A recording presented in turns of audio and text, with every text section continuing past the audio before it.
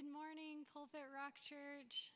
It's so great to be here with you guys this morning here in this room, but also just at FH and also in your homes, whether you're alone or with your small group. It's just such a blessing to be able to come here and gather as a community of believers and declare truth and listen to your word and just all the goodness that comes from being in community together.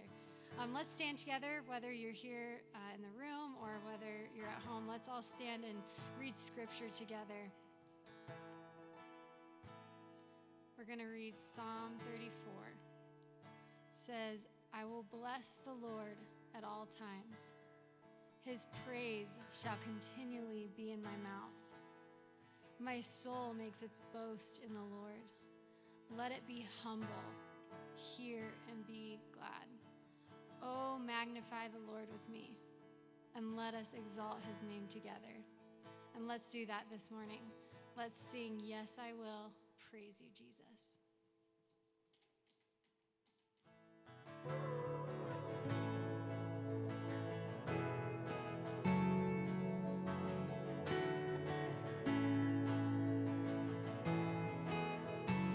I count on one thing, the same God that never fails will not fail me now. You won't fail me now in the waiting. The same God who's never late, you're working all things out. You're working all things out. Yes, I will sing for joy in the lowest valley. Yes, I will bless your name. Yes, I will sing for joy when my heart is heavy all my days. Oh, yes, I will.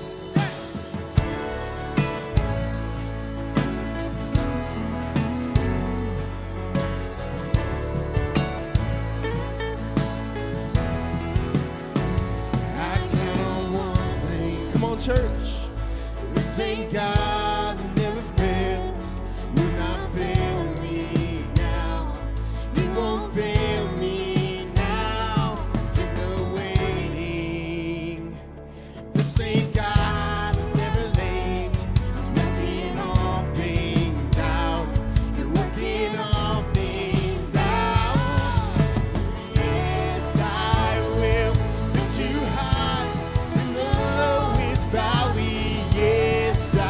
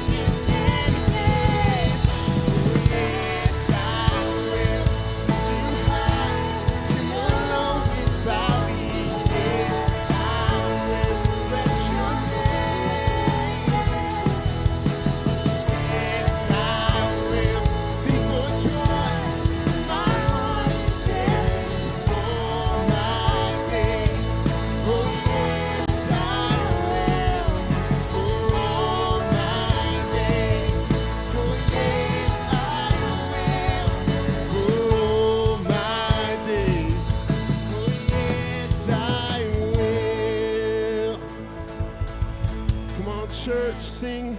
And I choose to praise, to glorify, glorify. That's right, sing it out, come on.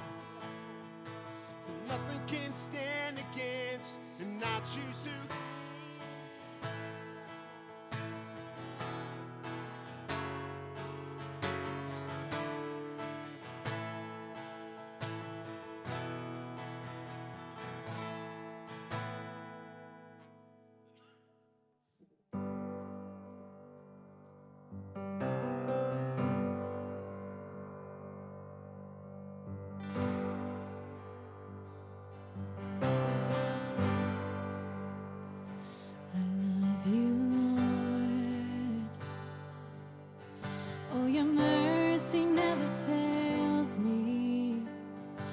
Don't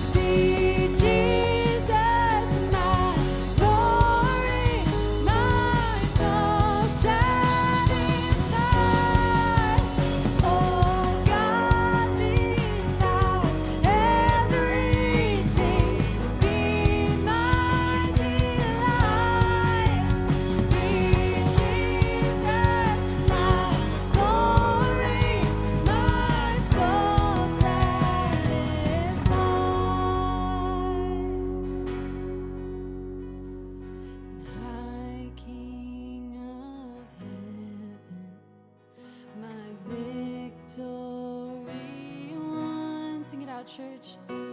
May I reach heaven's door. Oh, bright heaven's sun, heart of my own heart, heart of my own heart, whatever before, still be my vision.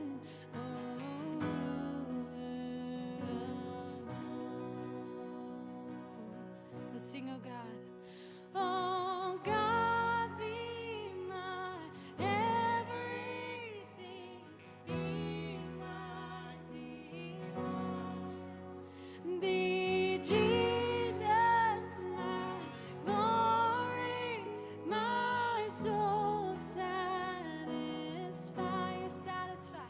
Oh God, be my everything, be my delight, be Jesus my glory, my soul satisfied.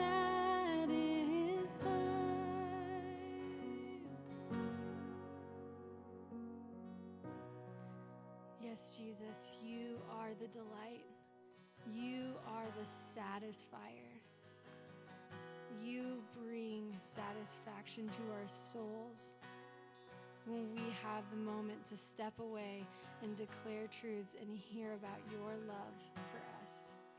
I ask that you would just continue to be with our hearts as we listen to your word and hear things that might be hard, that you would just be giving us a spirit of true openness and of true listening as we come and gather in this place and sit at home, that we would still continue this spirit of, yes, I will still praise you, and I will sit here and listen and glean from your word. Thank you, Jesus. And it's in your name I pray. Amen. You guys can take a seat. Amen. Well, good morning. Good morning. It is so good to see you guys here. I'm Susie Bates. I'm the executive pastor of Family Ministries, and I just want to welcome you, whether you're here in person with us or joining us online. We've got a great service already going right now. I'm really excited to introduce our guest preacher this morning, but I want to make sure you're aware of a couple of things first. Our Great Pumpkin Family event is coming in just a few weeks. This is an event for the entire family, and I love it especially for my family. I have a grade schooler and a high schooler, and this is something that we can all come to together and have a good time. Who doesn't love to paint or carve pumpkins? And parents, who doesn't love to do it somewhere else and leave and have someone else clean all of that up? That's what we're offering you. It's in a couple of weeks. We're going to have snacks, a hayride. This is for families in any phase of life. You do have to just bring your own pumpkin. That's all you've got to do. You can RSVP online, and you can find those details on our website. And we are also so excited about this upcoming Friday night is our first of 2 women's ministry renewal fall gatherings. We're going to meet up out on the turf with some warm drinks and snacks. And then our very own Becky Cleveland is going to lead us in a time of coaching on the topic of identity. So please join us. You do have to register by Tuesday. Both of those events can be found on This Week at Pulpit Rock on our website or in the text bulletin that you received this morning. So now I'm a little nervous about introducing our guest preacher because I really am afraid I'm going to mispronounce his name. I think it's Thomas Thompson? Thomas Thompson, is that right? Is it Thomas Thompson? It's Thomas, you guys. It's our very own Thomas Thompson. Get up here. We know this guy well. We've missed him around here. Some of you may not know this. I have known Thomas for a really, really long time. I met Thomas when I was about 17 years old. I was a senior in high school, and he started dating my sister. They got married soon after, and so he's been my big brother for like most of my life. And I feel like I have an opportunity here. Little sister has the microphone, and some people are listening, like, which shenanigans should I out you for? I'll be speaking right after you, so feel free to shenanigan away. Okay, I also have some shenanigans. You do. I'll go with this one, you guys. Thomas has a birthday in 2 days. On Tuesday is his birthday, and I'm not going to tell you how old he's going to be, but I'm going to give you a couple of hints. It's a big one, just 2 days away. And when I was a freshman in college, you've got it. That was it. When I was a freshman in college, I was working at a church several hours away from Thomas and Jessica, and my sister was always trying to encourage me in my ministry, and anytime we would talk on the phone, she would say, "You've got to hear Thomas's sermon from Sunday. I'm going to send it to you." Okay. The next week, "Oh, another great sermon from Thomas. I'm going to send you his sermon."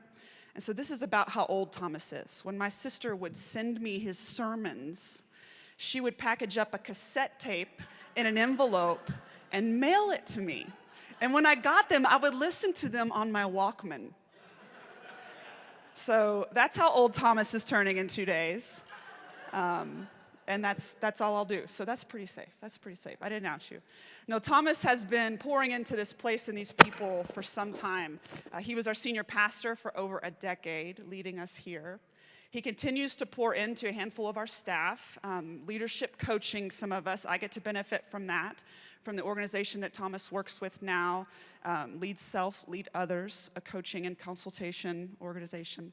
And then Thomas is also continuing to pour into our city, working with 'Cause I Love You, who is one of our partners. So he is such a blessing to us and this church and this city. Would you guys join me in a very warm welcome to the one and only Thomas Thompson?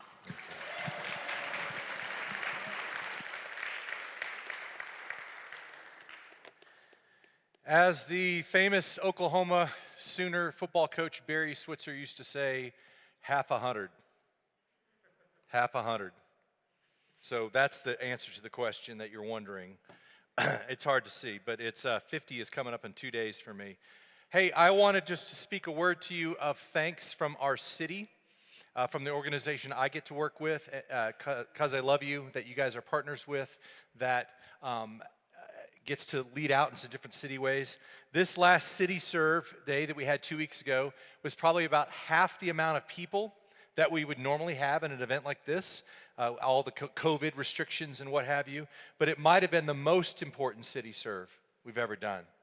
And the joy I saw just as I got to drive around to different projects and see people who were just enthused to be outside doing something, serving, masks on, all that stuff, but just they're outside and they're contributing. They're doing something that makes the city better, that is blessing our schools and our parks and our nonprofits. One of my favorite things was there was a woman that came to our attention through Life Network who said, "I'm going to keep this baby, but I don't know where to keep him. I'm in a fifth wheel in this trailer park, and I don't know where what to do."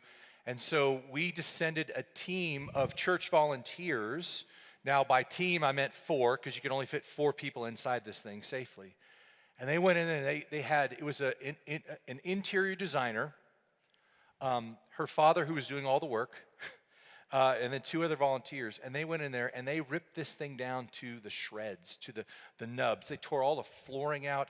They rebuilt this thing. It was like an HGTV makeover. That now this fifth wheel trailer had space for this, not only this mom, but it had a nursery in there. I mean, this is small scale. It doesn't fit the numbers of, wow, millions and millions, but just the amazing opportunity to change one person's life. And she said, "I want to say yes to having a child." And God said back to her, "I want to say yes to providing something through you. I'm going to do it through churches like Pulpit Rock Church." It's good. So I appreciate so much that over 80 of you were out with your sleeves rolled up, masks on, serving in this city. You cannot quarantine the kingdom, right? So thanks for being out there as part of that. All right, switch gears. We're going to be in James chapter 3 today. If you want to go and turn in your Bible to the 3rd chapter of James. And to kind of get there, I want to show you, I came across some funny letters that kids had written to God. I'm always It's always funny to me when kids write letters to God because they don't have the filter that we all have of what you're supposed to say, not say. A couple of these letters written to God, I like this. Dear God, is Reverend Coe a friend of yours, or do you just know him through business? Donnie. Dear God, maybe Cain and Abel would not kill each so much, if they had their own rooms. It works with my brother, Larry. I have this funny thought that God's up in heaven going, yeah, that would have been a good idea. Dear God, are you really invisible, or is that just a trick? Lucy. Lucy's investigating this. Dear God, I bet it's very hard for you to love all of everybody in the whole world. There are only 4 people in our family, and I can never do it. Nan. I really like Nan. I appreciate that. There are 6 people in our family, and I can never do it either. Now, I don't know about you, but at this point in 2020, I have a few questions of my own for God that I would like to ask him. Starting with, Dear God, what in the wide, wide world of sports is going on? Love, Thomas. Dear God, why did you open all the seals of Revelation at the same time? Love, Thomas. Or, Dear God, how could those people get it all so wrong? Love, Thomas.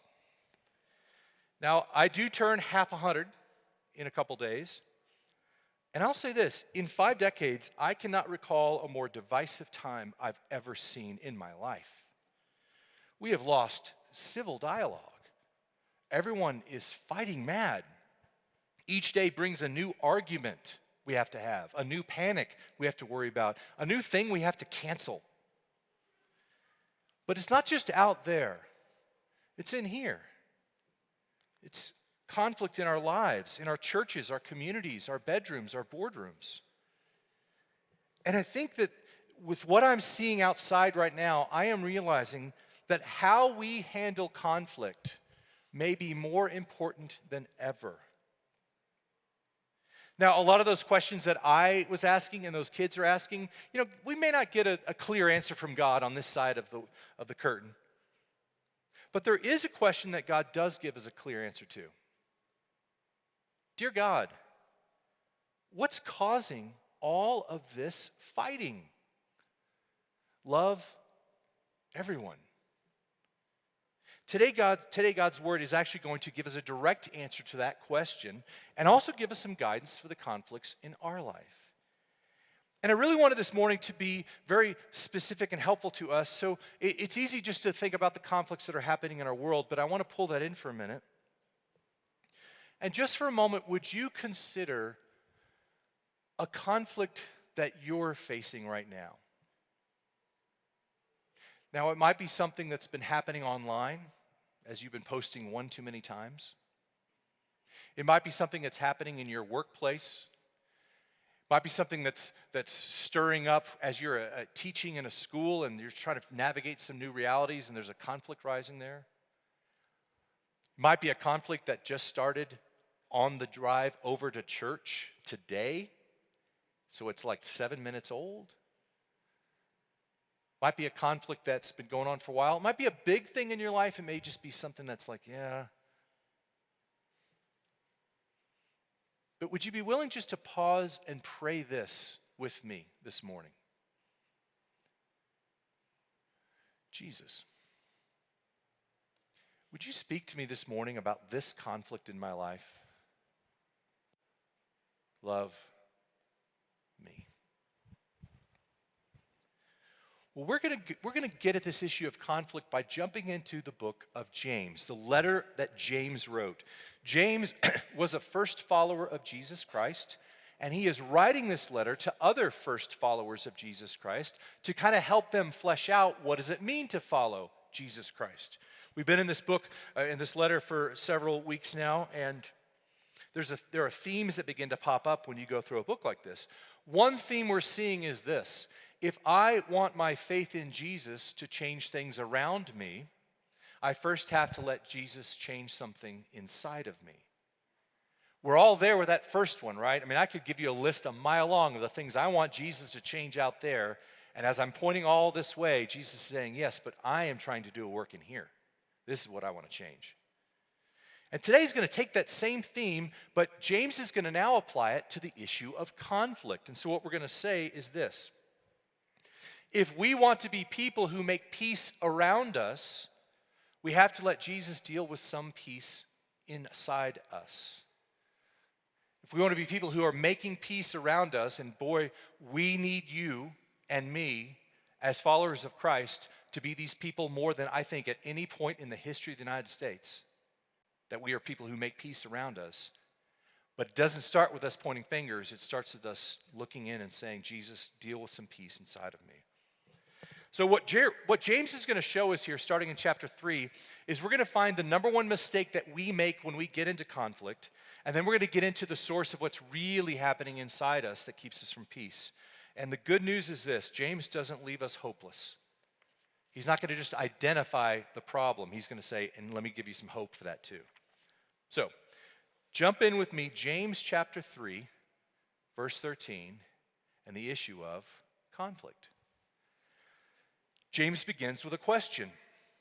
Who is wise and understanding among you? That seems like a strange place to start for a conversation on conflict, right? Like you think James might start with, okay, so who's right among you? Who has the correct answer? Who's got a verse? Who has the truth among you? Instead, James starts asking us to consider wisdom. Now, wisdom is different than being right. Wisdom is different than knowledge. Wisdom is different than facts. Wisdom, look at this, it's the lens through which you look at something. We all have a lens through which we're looking at something. And wisdom is that lens. And somehow wisdom, James is going to lay out for us, is going to play a part in how we cope with conflict. Okay, well, how do I know if I need wisdom? Sounds like I need to start with that, right?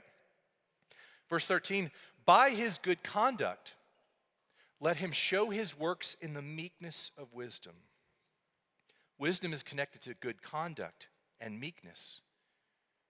James is saying wisdom is not about the smartest person in the room. Wisdom is not about what you know. Wisdom is about what you show. Now, we already have seen James over and over tell us, be doers of the word, not just hearers of the word.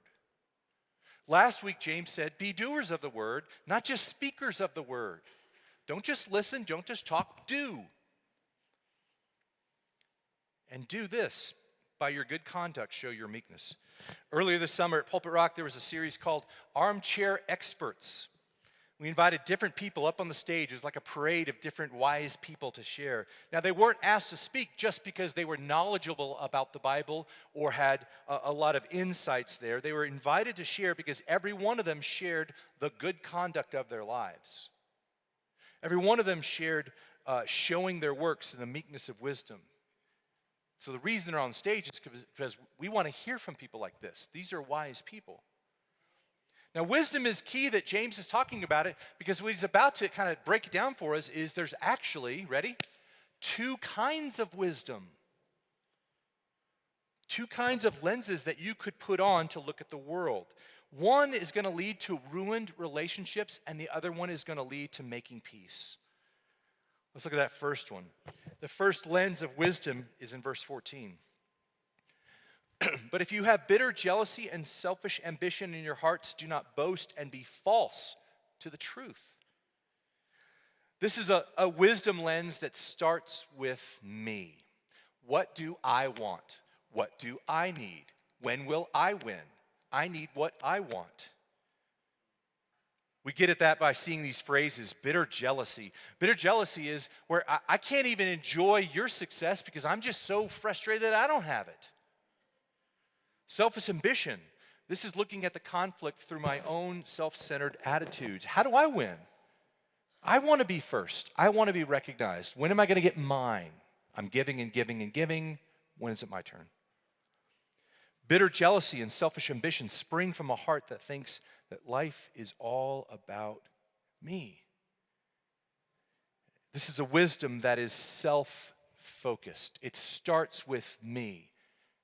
Actually, I just misspoke. It doesn't start with me. James actually tells us that it starts somewhere else that you might not ever expect. Verse 15. This is not the wisdom that comes down from above, but it is earthly, unspiritual, demonic. Wow. That got south quick. You know, we could dive into all three of these words and unpack them, but let me just step back and say all three of these words are describing life that's lived without taking God into view. It is a life where God doesn't exist. It's like treating life like that. These are lenses I put on where I'm like, well, you know, God's out of the picture. It's just about me. And we come down to the number one mistake people make in any conflict, and here it is. If our focus is not on God, the conflict becomes about what I want, what I need, what it looks like for me to win, what you need to change, what you're doing wrong, what you need to own. Now, I might pause there, and you might go, what's wrong with that? I think that's what I've felt many times in conflicts. Here's what's wrong with that. Because that approach to conflict will lead to verse 16. For where jealousy and selfish ambition exist, there will be disorder in every vile practice. When I put myself first in this conflict, the end result is going to be confusion in my life, broken relationships in my life, disorder in my home, in my workplace, in my church. I can turn towards vile or worthless practices in my wake. I'll explain that in a minute. Why does that have to happen like that, just because of that?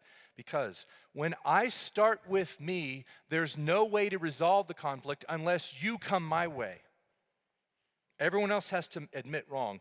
Everyone else has to agree that I was right. Everyone else has to alter their course. And if they don't, I will keep justifying my actions, even if it leads to the disorder of broken relationships or my own vile practices. When I start in a conflict already with my glasses focused on me, there's no good outcome. Hope. James says, but there is a different kind of wisdom that we can approach conflict with. And he says it in verse 17. But the wisdom from what? The wisdom from above us. This is a wisdom that's not centered on me. It is centered on above. True wisdom has to come from somewhere outside of ourselves. It has to come from somewhere outside all of ourselves. It has to come from God. When he says above, he's using a metaphor here to say, yeah, it's from Jesus. It's from up. This is why James told us, do you remember, if you've been here for the last few weeks, the very first chapter, opening words of James, if any of you lacks wisdom, let him ask God. If any of you can't see, ask God for the prescription. Oh, now I can see the way that God sees it.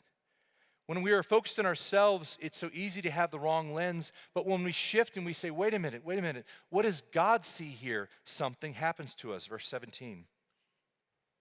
But the wisdom from above is first pure and peaceable. It's gentle. It's open to reason. It's full of mercy, good fruit. This is crazy. It's impartial. It's sincere. And a harvest of righteousness is sown in peace by those who make peace.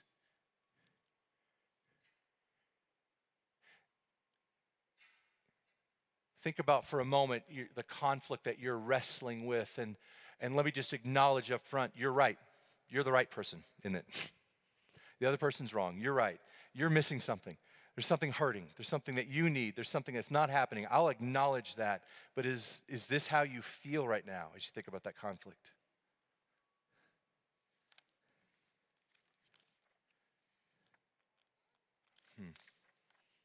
All these words are a shift. It's a different lens. This is shifting away from, but my opinion, but I'm right, but I expect this, but I want this. This is the way that God looks at conflict. And this is what can lead to peace. I've been married for 22 years, and I will tell you that the hardest thing in marriage has not changed from day one. This.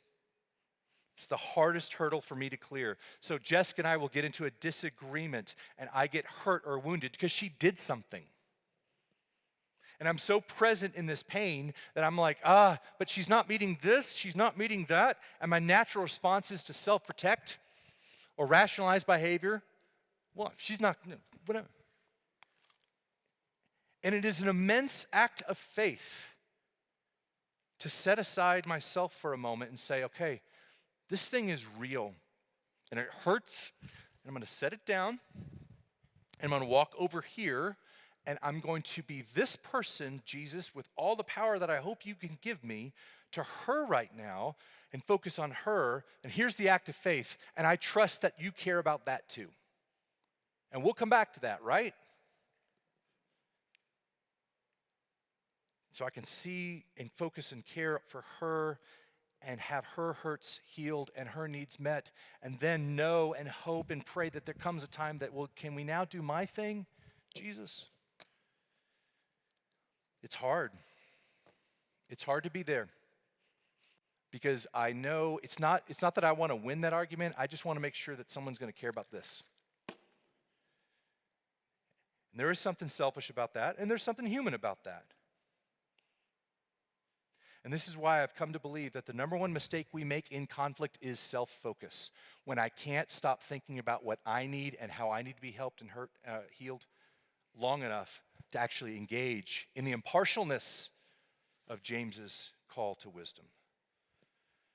And here's the problem. Self-focused wisdom has already lost. It's already moving towards disorder. When we start with our opinions and our ambitions and our expectations, we are removed from the playing field of peace. Okay? Well, how do you move from that self-focus to God-centered focus? James tells us that too. Verse 13, who is wise and understanding among you? By his good conduct, let him show his works in the meekness of wisdom. Meekness, it's my least favorite word, right? Who wants to be meek? You know, I'm single, I'm in college, I'm dating. Hey, how would you describe Thomas? Oh, yeah, that guy's pretty meek. That guy's not going out on a lot of dates, you know? Say handsome, say thick hair, say friendly. Meekness, who wants to be meek? Meek is weak. It's not weak. Meekness is actually a word they just used to describe when they would have a powerful horse. And this horse is useless because it's just a bucking bronco, you know, running around. And they're like, well, we gotta figure out a way to make this powerful horse useful. So they would train it and they would break it. And then they put this little thing in his mouth. And that was a word for meekness. And now you take this 2-ton animal, this giant beast of a thing that has all this power, that could pull all this stuff. And now this thing has purpose and it can make something happen in life instead of just run around. It's a powerful horse because it's submitted to something greater. For us to have this wisdom, to be meek, we need to be submitted to something else, to someone else, to put our desires, our opinions, and our power into a wisdom that's outside of ourselves. So who is that wisdom? Well, Paul, in another letter written to first followers, actually names the name of the wisdom. Look at this, 1 Corinthians 1. Christ Jesus, whom God made our wisdom. Wisdom is not just a philosophy. Wisdom is not just a lens. Wisdom is an actual physical human being who walked on the earth and died and rose again. It's Jesus Christ is our wisdom. So we're not just trying to be wise or just trying to be around wise people. We are saying and acknowledging, I need the wisdom of Jesus Christ to put this bit in my mouth and lead me so I can be effective in this conflict. You begin building a life of wisdom when you submit to the wisdom whose name is Jesus Christ. This is why I've come to see as much as, you may know, if you know me, you know this is true about me. I do not like conflicts. I don't like conflicts. I'll agree with anything you say that will avoid a conflict. If you say the Philadelphia Eagles are the most Christ-centered football team that's ever existed, I will just, yeah, they probably are, even though that's clearly not true. Because I don't want conflict. But when I come to James, I realize the clashes of our lives are chances for us to choose who is driving my life, me, or am I in meekness submitted to a wisdom greater than myself? So the number one mistake James shows us is when we are self-focused with our wisdom. And then you think that James is kind of done, but he's actually going to now dive in and show us the real center of conflict. Now, you know this to be true. When we read the Bible, we're like, oh, we're in James chapter 3, and it ends here. But when James was writing, he wasn't thinking about chapters. Like if you go to heaven and you talk to James, you say, hey, James, I really liked chapter 3 of your letter. And he's like, I have no idea what you're talking about. I wrote a letter. You like my letter? Yeah. No, but that chapter 3 verse, I don't know what you're talking about. We've added chapters and verses into the Bible, so it makes it easier for us to navigate, right?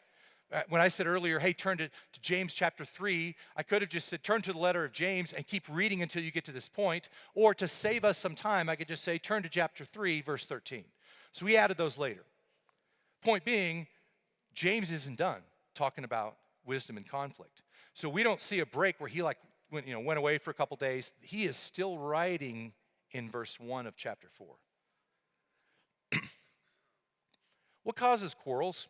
And what causes fights among you? There's the question we asked, right? Why are people fighting? Is it not this, that your passions are at war within you? And James is now starting to move from preaching to meddling. He's meddling. Because what he's saying here is the cause for all these fights, it's not about what's happening out there. It's about what's happening in here. I don't like that. I like to rationalize the conflicts that I have. It's not about me, it's about what's right. It's not about me, it's about the principle of the thing. It's not about me, it's about the fate of the nation. It's not about me, it's about ideology. It's about political thought. It's about theology. James says, yeah. The reason you're fighting is your own passions. Now, how do passions begin to play out in conflicts? And be thinking about how this might apply to the conflict that you're walking through. James gives us a couple of different examples. Here's one of them. He says, well, one way that your passions play out in conflict is you desire something, but you don't have it, so you murder. You covet, you want something, you can't obtain it, so you fight and quarrel.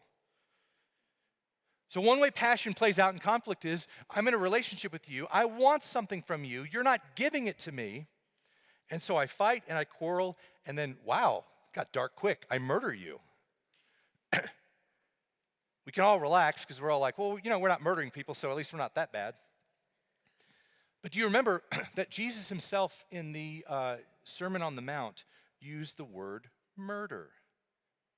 And he wasn't saying it necessarily to say that that's why you murder someone. He was actually stepping back and using it as a powerful word because it describes a heart attitude that we have towards other people.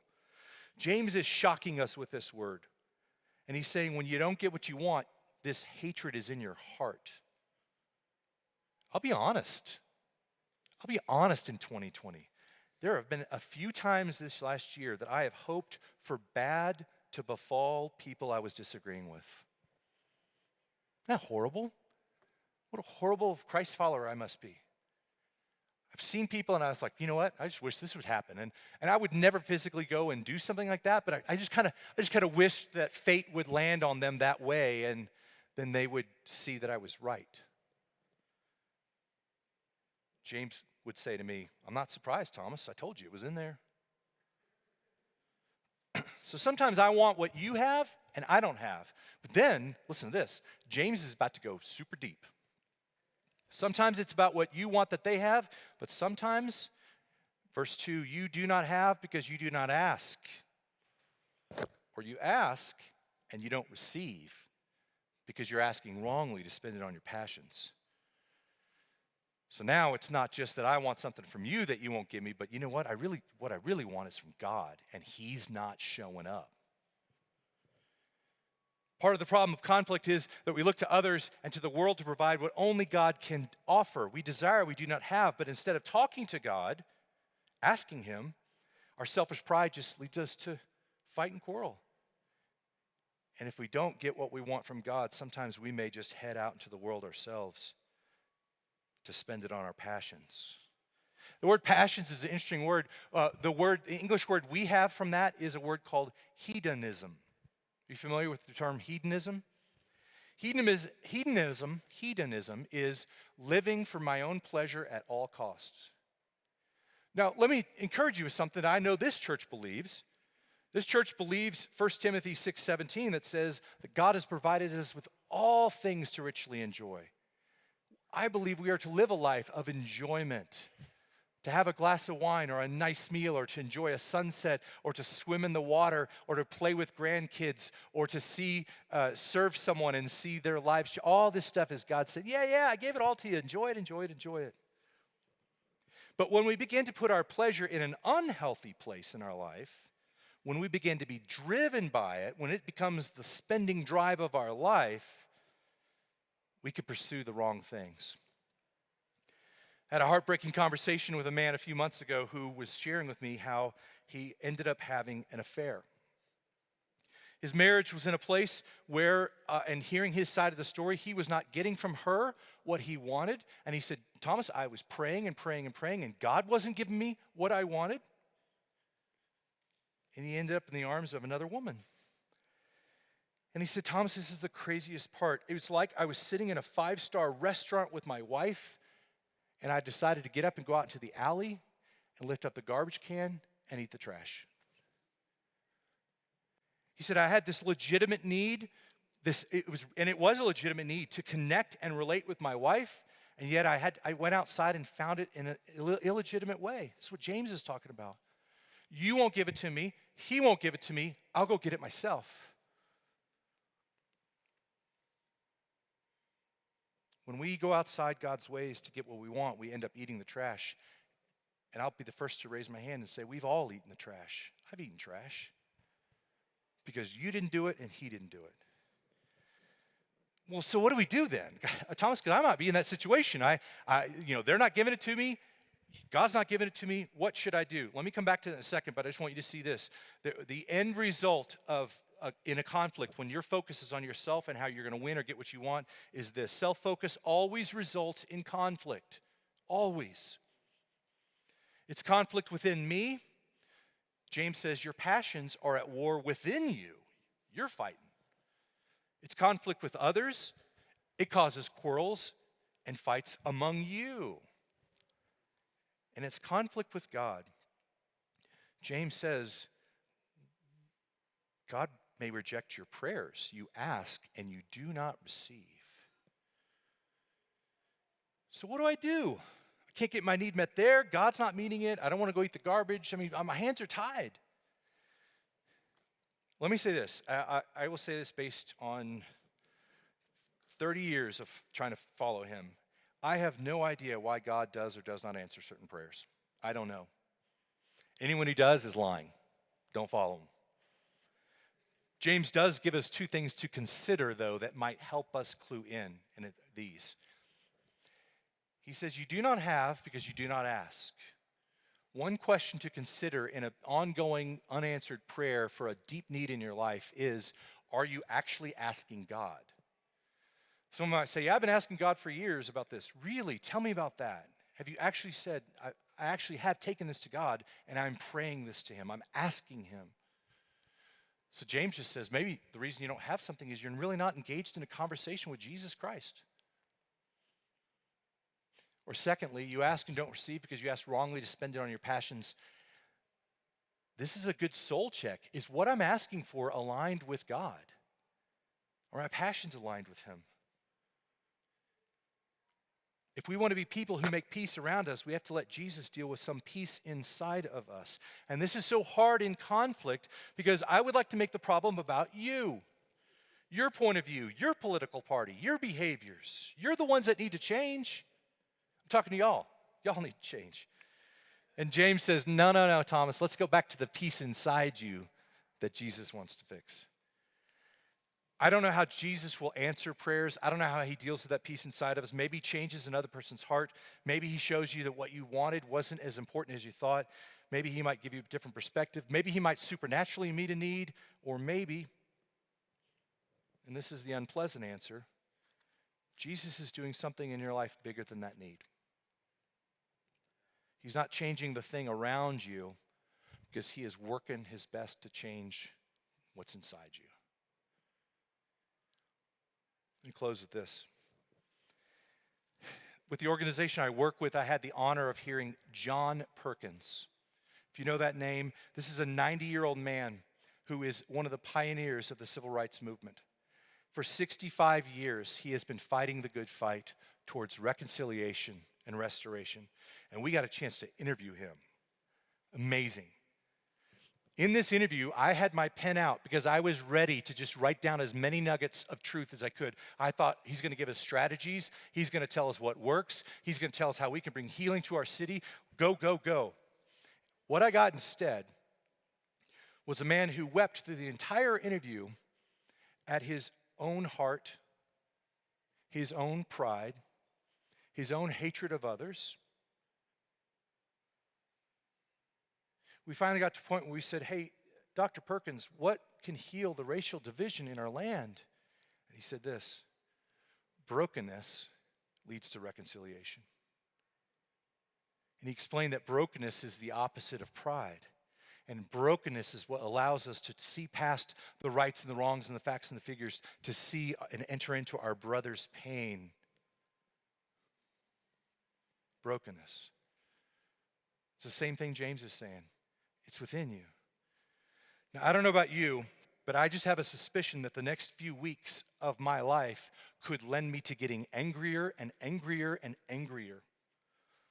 I want to navigate the passions within me, my own selfishness, my own pride, my own sense that I want my thing to win. I want to be a broken man, because broken men make peace. Church, we need wisdom from above to navigate where our words and works are going to come to bear on the conflicts in our world. Not the wisdom that drives by pride and selfishness, wisdom that's driven by humility that says, I don't know it all. A wisdom that puts God first. A wisdom that says, how does God see this? And a wisdom that meets us in our deepest needs. And so as we close in prayer, I invite you to go back to that conflict that may be sitting in your life right now. Again, you may be right, maybe you're wrong, maybe they're right, I don't know. But when we take the words of James and look within for a moment, and would you enter a moment of prayer as I pray through these three questions? Jesus, in this thing, am I focused on me or you?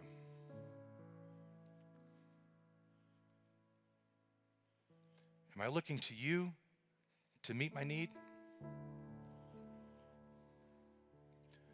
Are you wanting to align my passion with yours?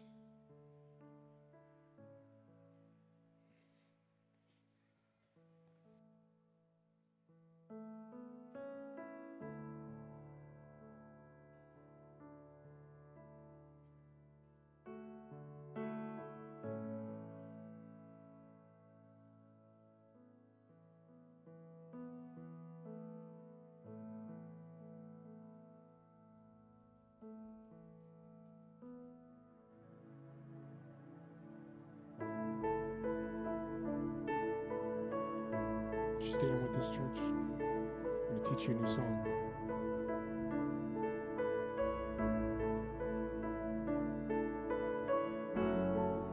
Creation knows the voice that spoke into the void, the breath that brought the dust to life, and sang the stars to form. The darkness fears your voice that drove it back before. And though the night is long, I know your light will drive it back once more.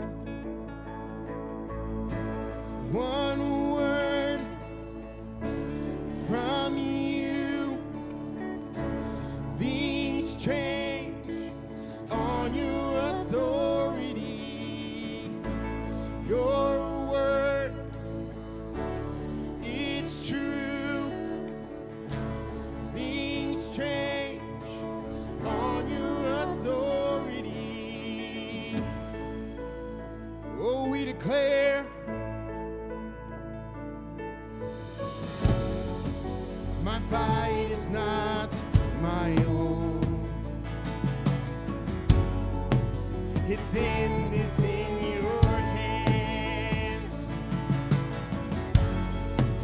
I worship you because I know things must bow to your command.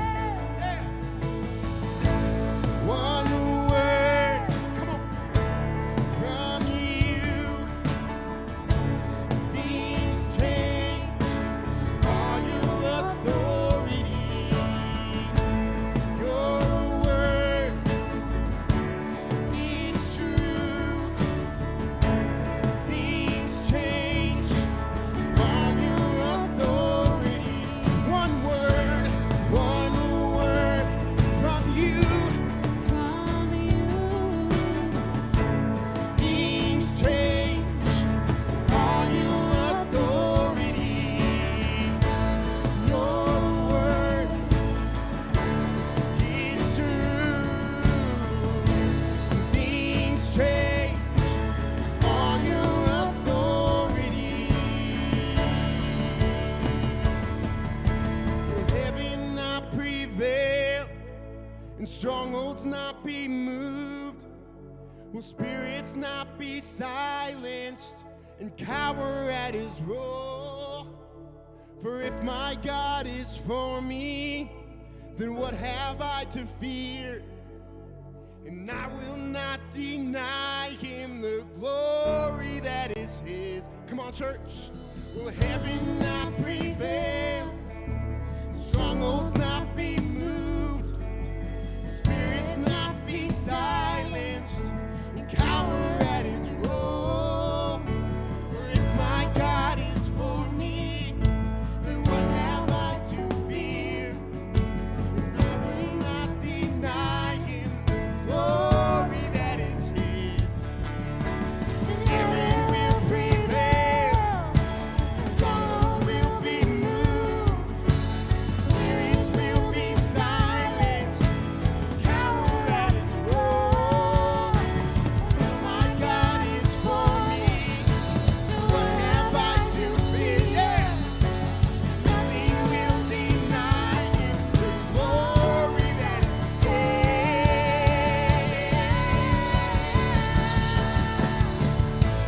One word from you, things change on your authority. Your word, it's true, it's true. Things change on your authority. Heaven will prevail, strongholds will be moved, spirits will be silenced, cower at his roar. I know my God is for me, so what have I to fear? I will not deny him the glory that is his.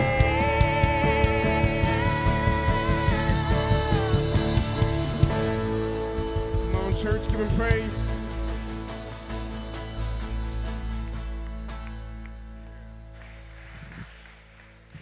Thanks, guys. Well, hey, as we close up today, I want to encourage you, if you are watching from home or if you're here, be back with us again next week as we continue to walk through James and we continue to meet together and fellowship together. I'm going to invite you to do something. I'm going to ask you to take your phone out. Can you go ahead and do that real quick? And then make it the camera thing. Can you guys make it the camera thing real quick? Okay.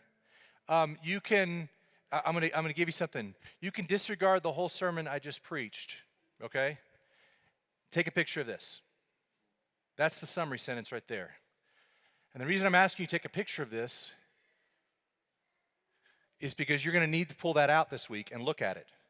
And you're going to be reminded that it's not about being right, and it's not about winning, that if you truly are a person of peace that is seeking reconciliation, the kind that Christ brought, it's going to take brokenness. Because I'll tell you this, it required brokenness for Jesus Christ to bring reconciliation to this planet. So I call you to this week. I call you to this for the next 4 weeks and beyond. Let's be people who are broken, who are seeking to make peace. And I close with these words of benediction for you. You can take a posture of receiving, because you don't have to do anything with these. This is just what you're receiving this morning.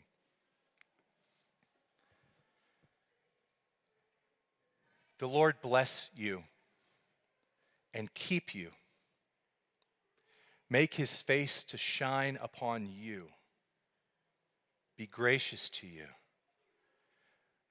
The Lord turn his face toward you and give you peace.